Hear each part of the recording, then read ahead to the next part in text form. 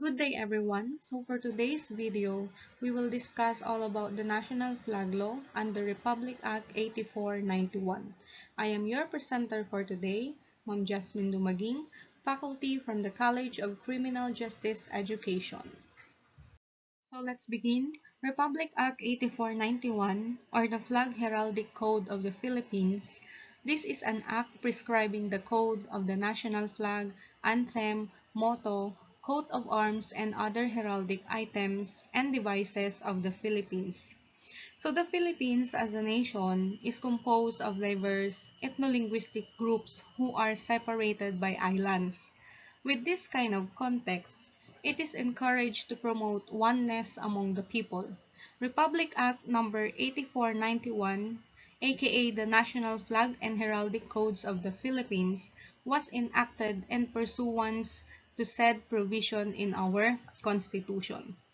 So reverence and respect shall at all times be accorded the flag, the anthem, and the national symbols which embody the national ideals and traditions and which express the principles of sovereignty and national solidarity. The heraldic items and devices shall seek to manifest the national virtues and to inculcate in the minds and hearts of our people a just pride in their native land, fitting respect and affection for the national flag and anthem, and the proper use of the national motto, coat of arms, and other heraldic items and devices.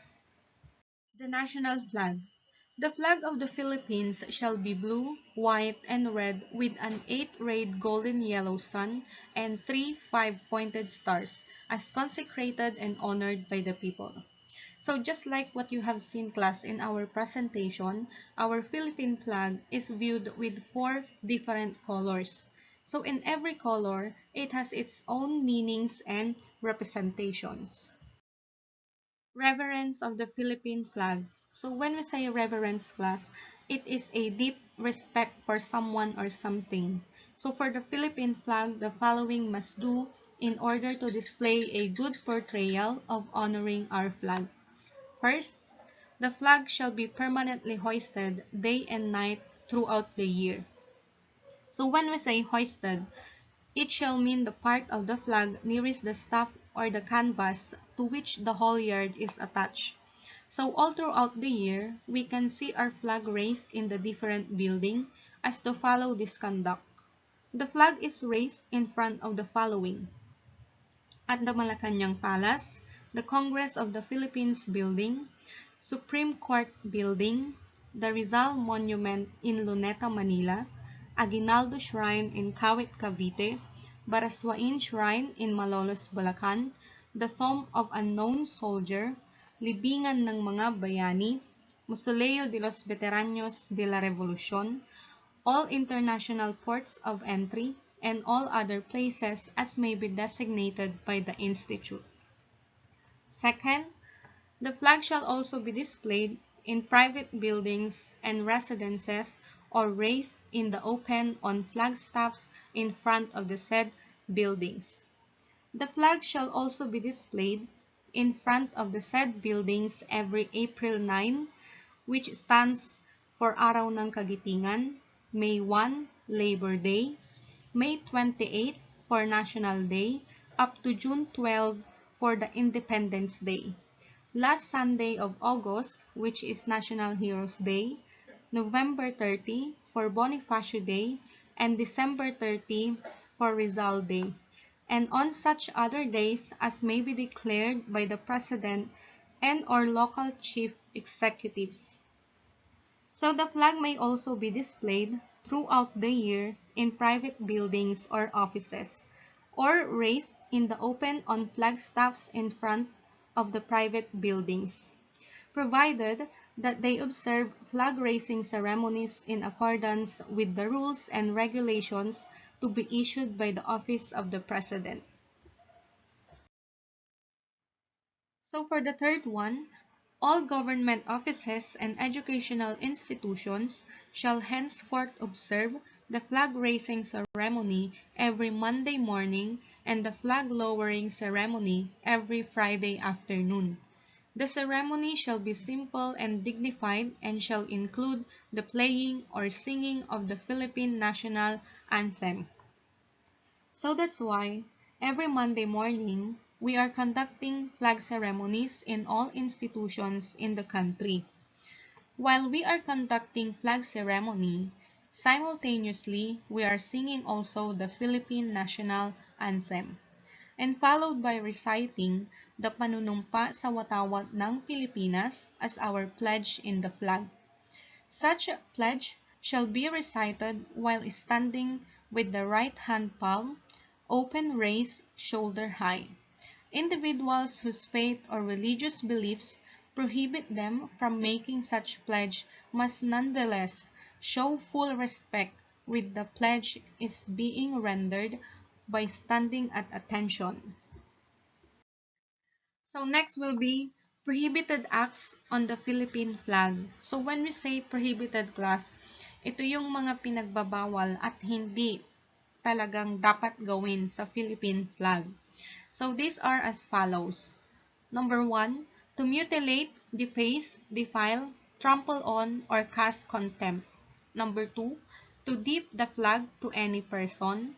Number 3, to use the flag as drapery, feston, or tablecloth.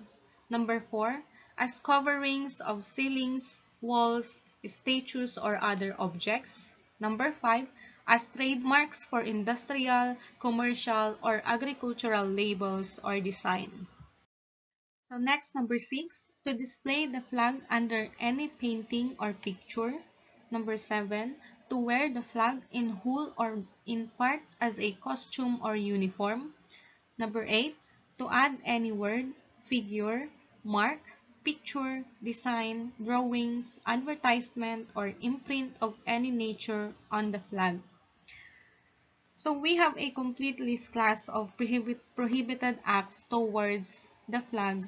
So it may be seen in your module under unit number 4. So kindly read those additional informations given there. So there are so many prohibited acts that attach with regards to our Philippine flag. So remember that if we violate these acts, an act of punishment or fine will also be given to the peoples who are violating these acts. The National Anthem. So the National Anthem of the Philippines is entitled Lupang Hinirang. So it shall always be sung in the national language within or without the country. So when the national anthem is played at a public gathering, whether by a hand or by singing, or both, or reproduced by any means, the attending public shall sing the anthem. So as a sign of respect, all the persons shall stand at attention and face the Philippine flag. If there is no one displayed, and if there is none, they shall face the band of the conductor. And last, at the first note, all persons shall execute a salute by placing their right palms over their left chest. So in addition to this, those in military, scouting, citizens military training, and security guard uniforms shall give the salute prescribed by their regulations. So the salute shall be completed upon the last note of the anthem. So the anthem shall not be played and sung for mere recreation only, for amusement or entertainment purposes, except on the following occasions. Number 1, international competitions where the Philippines is the host or has a representative. Number 2, local competitions. Number 3, during signing off and signing on of the radio broadcasting and television stations.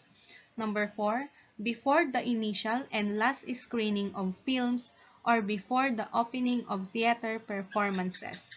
And number 5, other occasions as may be allowed by the Institute. Okay, so for the next one, we will have the national motto. So the national motto shall be Makadiyos, Makatao, Makakalikasan, at Makabansa. Makadiyos, makatao, makakalikasan, at makabansa. So, for God, people, nature, and country. Or it can also be for the love of God, people, nature, and country. So this is our national motto in the Philippines. So it is derived from the last four lines of the Pledge of Allegiance to the Philippine flag.